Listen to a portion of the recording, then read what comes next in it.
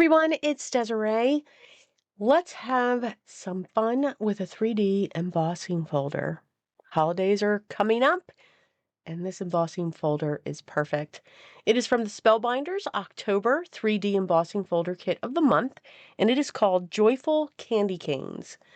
So we've got some beautiful images here of some poinsettias along with a candy cane. Now, I wanted to try something a little different. Now, I'm sure somebody else has done this. This is, I'm sure, not something that I came up with. I'm going to take a piece of cardstock and a piece of vellum and emboss it at the same time. I'm going to trim my panel down to 4 3/4, or excuse me, 4 7/8 by 6 7/8. We're going to make a 5 by 7 card. So that's the red panel. And then our vellum panel, I cut down to be 3 by 5, because I really wanted the red to show as well. I'm going to set that up onto the center of the red panel. And then when I place it into the embossing folder, I'm going to make sure that this doesn't shift. So I'm going to make sure I close that carefully, hold it down, and then I'm going to use the sandwich per the platform system. So that's my A and the D. And when I emboss it, it's absolutely gorgeous. I love the effect. Now, what's great is the vellum is really stuck on there. It really presses down. So I just chose, though, once I got it off there, and it goes back on like a puzzle, just wiggle it around there. I just added a little bit of glue underneath where the poinsettias sit, and I put a dot of glue there so that it would not move. I'm going to use my liquid adhesive to put it on our 5 by 7 card base. And then I wanted to have some fun with some wax melts. Haven't pulled those out in a while, and there was a beautiful one with actually candy cane and a poinsettia that I had seen.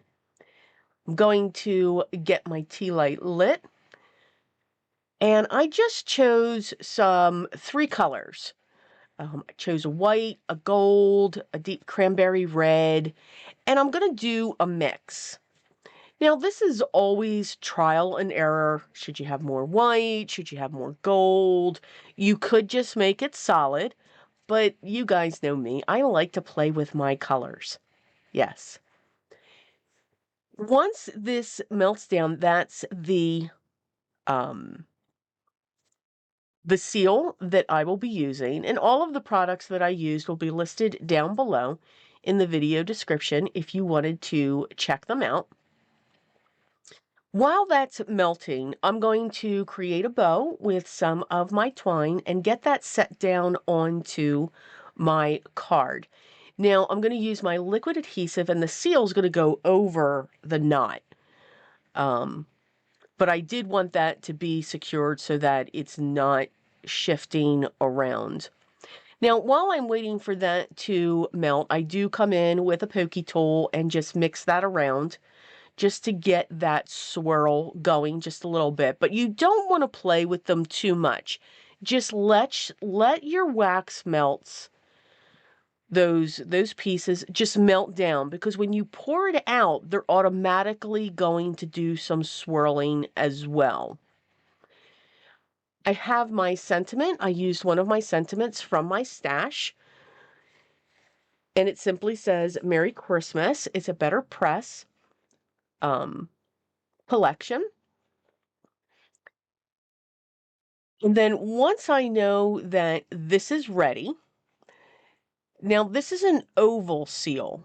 So when you pour out your wax, and these are just my tricks that I have found that have worked, you want to make sure that you pour it out into an oval so that your entire seal is covered or will go into the wax.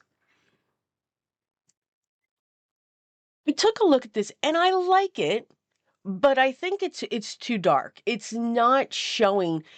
I find with wax, you either want to go all dark so that you can see the beauty of the detail, or if you're doing a swirl, you want to make that on the lighter side. Now, I also pulled in, so the sealed kit comes with a silicone, and by all means, you pour right onto that silicone mat and it's fine. What I have found is with a silicone mat, the press, it'll keep pressing down into it.